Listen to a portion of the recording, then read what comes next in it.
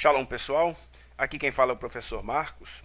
Nesta aula nós vamos dar continuidade ao nosso curso de hebraico bíblico prático. Estaremos hoje na nossa terceira lição e nessa aula nós vamos falar do livro dos Salmos, no Salmo 23, no versículo 6 apenas. Ok? Vamos dar uma olhada então num fato interessante aqui que nós temos, que é uma comparação de traduções. Vamos ver essa tradução aqui, por exemplo, que está na Bíblia Almeida, revista e atualizada. Ele apresenta a seguinte tradução: bondade e misericórdia certamente me seguirão todos os dias da minha vida, e habitarei na casa do Senhor para todo o sempre. Eu destaquei aqui o verbo habitar, conjugado, né? Eu habitarei. E nós vamos comparar uma outra tradução, que é essa daqui. Olha aqui. A tradução da Nova Versão Internacional, NVI, é desse mesmo Salmo, Salmo 23. E aqui nós temos a seguinte tradução: sei que a bondade e a fidelidade me acompanharão todos os dias da minha vida, e voltarei à casa do Senhor enquanto eu viver.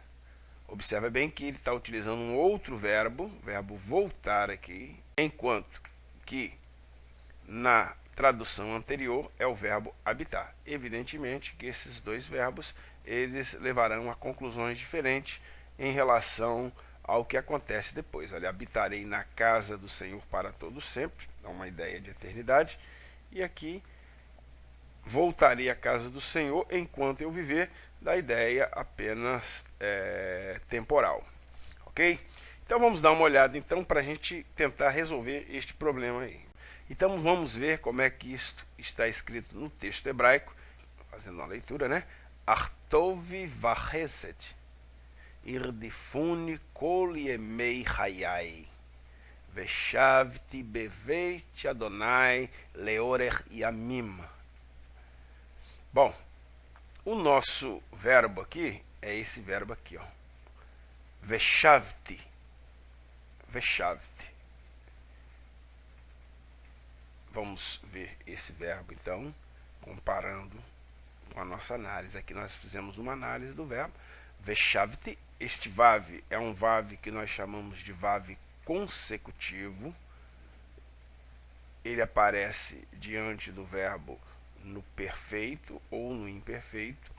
E é importante destacar que esse vav consecutivo ele tem uma função. Antes que alguém pergunte aqui, né? Porque eu coloquei que o verbo está no perfeito e a tradução está sempre no futuro. O perfeito geralmente é representado por um verbo no passado, mas quando nós temos esse vav consecutivo, na tradução há uma inversão da tradução. Tá? Se você tiver um vav consecutivo diante de um verbo no perfeito, você vai conjugá-lo como se ele estivesse no imperfeito. Por isso que a tradução vai ficar no futuro nas duas traduções. Tá? Habitarei e voltarei. Isso é por causa do vav consecutivo que ele faz essa alteração para a tradução. Ok? Então ele está diante de um verbo no perfeito, mas nós estamos traduzindo como se o verbo estivesse no imperfeito. Isso é perfeitamente normal, não tem erro com relação a essa questão do verbo estar no futuro. Ok? E aí, se nós formos colocar o verbo habitar, nós teremos esse radical, olha aqui. Ó, tá vendo? Você vai observar que quando nós tiramos o vav aqui e tiramos a partícula que indica o tempo verbal, sobram apenas duas consoantes, o shin e o beit. E no hebraico sempre nós temos três consoantes para indicar o shoresh, para indicar o radical do verbo. No caso aqui nós não temos uma delas, e para procurar esse verbo eu precisaria saber qual a consoante que está faltando. No caso aqui do texto do Almeida, ele escolheu esse radical, certo? Que tem esse infinitivo, lashevet, no infinitivo. Porém, quando conjugado no perfeito, que é o nosso caso aqui, olha bem como é que fica o verbo, olha aqui, ó. Yashavti. Yashavti deveria ser, se fosse o verbo habitar, certo? Yashavti. Vamos dar uma olhada agora no verbo voltar. Aqui nós temos o verbo voltar, aqui é como está no original, o verbo voltar.